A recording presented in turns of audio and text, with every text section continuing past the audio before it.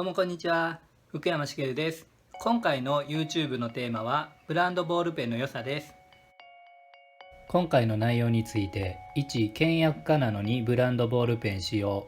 2、ブランドボールペンの良さ、機能面。3、ブランドボールペンの良さ、精神面。4、ブランドボールペンの良さ、経済面。これらについて説明していきます。1、倹約家なのにブランドボールペン使用。僕は普段倹約家です。どのような感じかというと、2リットルのミネラルウォーターは75円のものを購入しています。お酒はスーパーのプライベートブランドで1缶84円の第3のビールを飲んでいます。服はファストファッションで購入することが多いです。そんな倹約家の僕は7年前からブランドボールペンを使用しています。使っているのはシェーファーというブランドのシェーファー300ソリッドブラックボールペンです。値段は税抜き5000円です。ちなみに実物はこちらです。僕は普段ボールペンを用途別に使い分けています。シェーファーはどんな時に使うのかと言いますと、現在の場合です。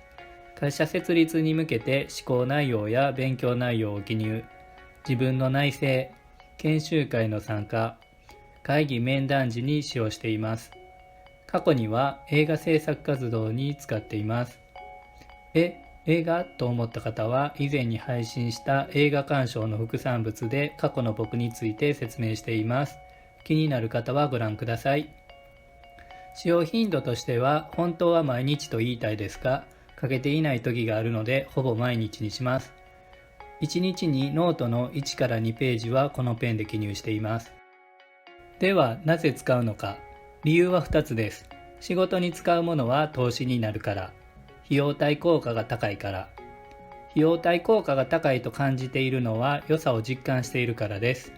これからその良さを紹介します。これはあくまで個人の感想です。2、ブランドボールペンの良さ、機能面。機能面に関してはペンによって違うかもしれません。あくまでシェーファーを使用した感想をお伝えします。まずは書きやすいです。これは先ほども言った通り、用途別にペンを使い分けているのですごく実感します。安いペンって軽いのが多いんですよね。適度な重量があるんですが、ペンの重心の位置がいいのかすごく書きやすいです。次にインクが長持ちです。7年間でインクの交換は6回です。ほぼ毎日使用しているのを考えるとインクが長持ちだなと思います。3、ブランドボールペンの良さ、精神面。まずは歴史や高級感があると質の良い内容を書きたくなります。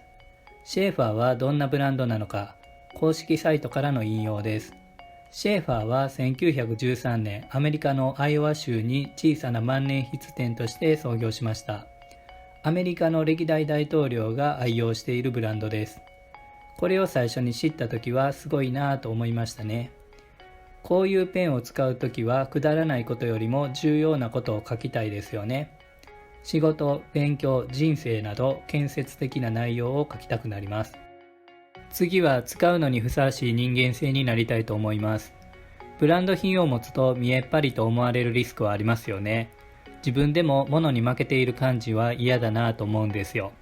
なので高級なものを使う人間性とはという意識がいきます。最後は物を大切にする意識を持つようになりました。良いペンを持つようになってから物の手入れが習慣になりました。できる限り丁寧に扱うようになりますね。4、ブランドボールペンの良さ、経済面。思っているよりも1ヶ月分の費用が安いです。今回は税抜き価格で説明します。理由は購入した時と消費税が変わっていますし、数年後にこの動画を見た方は消費税が変わっていることがあるからです。では始めます。本体は税抜き5000円です。会心は税抜き800円です。インク交換は今まで6回でした。僕の7年間の使用した費用を1ヶ月換算した場合を説明しますね。7年間の総費用は500円に会心の800円を6回分足した金額です。それは9800円でした。